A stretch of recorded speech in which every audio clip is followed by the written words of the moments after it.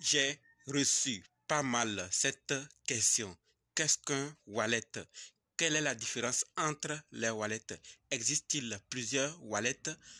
Et ce n'est pas parce que j'ai reçu cette question seulement que je vais en parler, mais lorsque nous décidons ou nous investissons ou que nous envisageons d'investir dans les crypto-monnaies, une question se pose. Où garder ou stocker ces crypto-monnaies en sécurité? N'est-ce pas? Vous vous posez la question là, n'est-ce pas? Elle vient directement. Et vu le nombre d'échangeurs centralisés qui ne cessent de fermer les portes pour plusieurs raisons, certains préfèrent, peut-être c'est ton cas, désormais de gérer leur portefeuille eux-mêmes. Mais avec ces énormes wallets disponibles sur le marché actuellement, quel choisir? On va tout de suite voir qu'est-ce qu'un wallet d'abord. Y a-t-il plusieurs wallets? Quelle est la différence entre ces wallets? Plus particulièrement, quelle est la différence entre hot wallet et gold wallet? Et surtout, quel choisir? Donc, si tu veux distinguer ces wallets et savoir quel choisir, continue. OK? Salut. Ici, c'est la chaîne crypto-monnaie et investissement. Et sur cette chaîne, nous parlons de deux thèmes. Les crypto-monnaies en général et quelques business en particulier. Alors, si ces deux thèmes vous intéressent, n'hésitez pas à cliquer sur s'abonner. Et maintenant, parlons du but.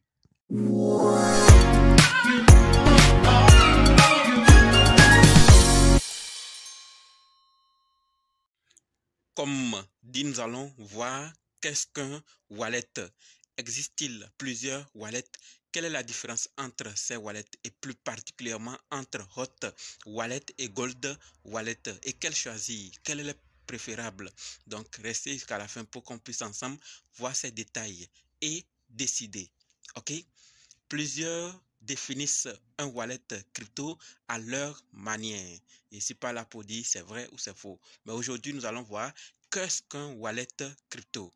Et pour être bref, un wallet crypto est le moyen utilisé pour conserver les clés des adresses où sont stockés vos jetons sur une blockchain. Est-ce que vous avez une fois touché $ dans votre portefeuille électronique comme ça? Non, vous n'avez pas touché. Dans le monde physique, dans nos porte-monnaies, nous avons des pièces que nous touchons, des billets que nous touchons. Mais avec les portefeuilles électroniques, les wallets, nous n'en touchons pas. Ils ne contiennent pas ces pièces et ces billets. Donc la définition simple, c'est un moyen utilisé pour conserver les clés des adresses où sont stockés vos jetons sur une blockchain. Simple comme bonjour, et ceci nous permet de mieux comprendre pourquoi on parle de clés privées, clés publiques. C'est tout simplement parce que c'est ça que nous conservons, c'est ça que nous avons dans ces wallets. Et c'est ce qui nous permet d'interagir, de faciliter l'accès ou pas à nos fonds. D'accord? Les wallets sont remplis d'informations qui permettent d'avoir une clé privée et une clé publique. C'est tout. Ils ont des informations qui permettent d'avoir la clé privée et la clé publique. D'accord? Son rôle est de sécuriser vos clés privées. C'est tout. Quand on parle d'un wallet. D'accord? Pour mieux comprendre, prenons la clé publique comme l'adresse de votre porte et la clé privée comme la clé que vous utilisez pour ouvrir votre porte. Est-ce que vous partagez la clé privée, la clé que vous utilisez pour ouvrir votre porte qui contient vos éléments les plus précieux de votre vie, vos informations à cacher, l'argent et des objets qu'on ne doit pas voir facilement? Est-ce que vous donnez cette clé à n'importe qui ou à tout le monde? Non. Mais la clé publique, l'adresse de votre porte, vous la partagez à tout le monde. Et c'est la même chose avec les wallets. Il y a la clé privée et il y a la clé publique. La publique, c'est les adresses que nous copions et nous partageons avec les autres. Et c'est ce que nous faisons par rapport à nos portes. Mais pour les clés privées, ça reste pour nous. Donc, vous allez voir que plusieurs wallets vous donnent une clé vous disant copiez ça très bien, retenez ça très bien, laissez ça à un bon endroit pour ne pas perdre cela parce que c'est la clé qui vous permettra d'ouvrir votre porte. Sans elle, vous ne pourrez pas ouvrir. Vous serez considéré comme un voleur même dans votre propre chambre. Vous voyez? Maintenant que nous voyons, nous avons compris qu'est-ce qu'un wallet, puisque son seul rôle, c'est de sécuriser nos clés privées. Parlons de la différence entre ces deux familles de wallets. Il y a deux familles de wallets, pour être clair. Et bref, il y a deux, les hot wallets et les gold wallets. Maintenant, quelle est la différence entre les deux? Premièrement, hot wallet, sans trop aller loin, ce sont des wallets ou portefeuilles qui restent connectés à Internet tout le temps, d'accord, à tout moment. Et ils sont connectés à Internet et ils sont plus exposés aux attaques avec ou sans VPN, d'accord. Ils sont plus pratiques à utiliser et accessibles pour les nouveaux, car très faciles à manipuler. C'est ce que nous croisons le plus souvent. D'accord, mais ils sont moins sécurisés que les gold wallets. On va tout de suite on va parler des gold wallets et vous allez voir pourquoi ils sont moins, d'accord, sécurisés que les gold wallets. Et quand on parle des hot wallets, on a trois catégories. Peut-être que vous en connaissez d'autres. Vous pouvez aussi partager. Nous avons trois. Et il faut qu'on retienne clairement ces différents wallets des hot wallets pour mieux comprendre. Parce que dans les prochaines vidéos, lorsque je vais parler de certains termes, il y a certains qui ne comprennent pas les termes. Et ça fait que l'information que je partage ne les concerne pas. Alors que parfois ça les concerne, mais du fait qu'ils ne comprennent pas certains mots, pensent que l'information est nulle ou n'a pas de sens.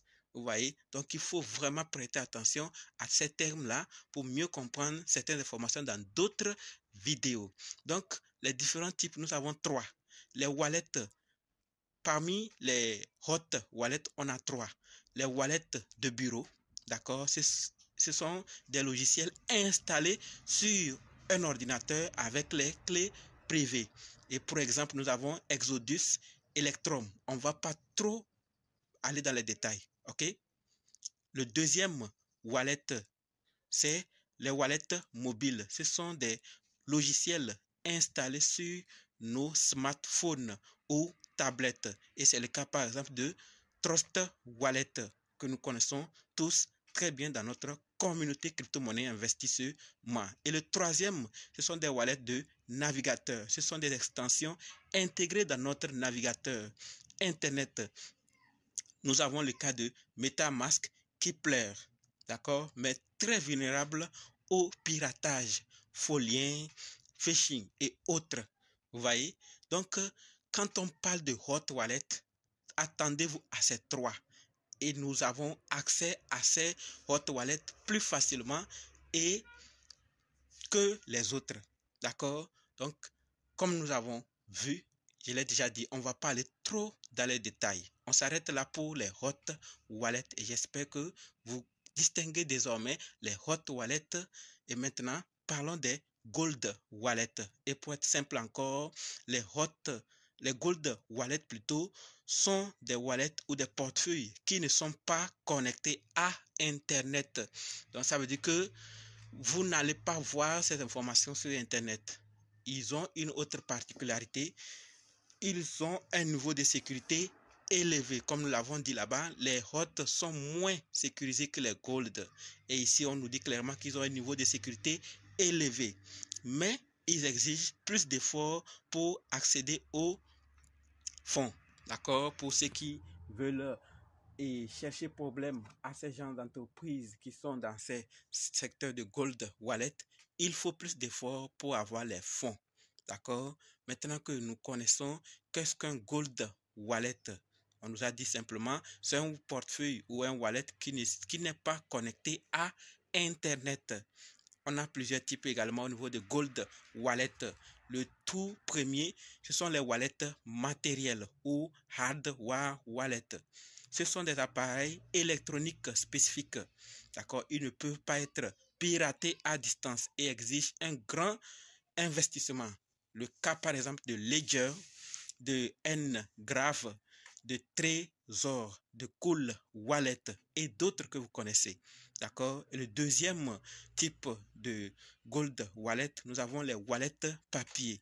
Et avec ces wallets, les clés sont imprimées sur un papier sous forme de QR code ou de suite alphanumérique et ne peuvent pas être volés à distance. Ils sont moins coûteux. D'accord? C'est les deux types qu'on peut voir au niveau des Gold Wallet. Donc, nous savons désormais qu'est-ce qu'un wallet, quelle est la différence entre Gold Wallet et Hot Wallet.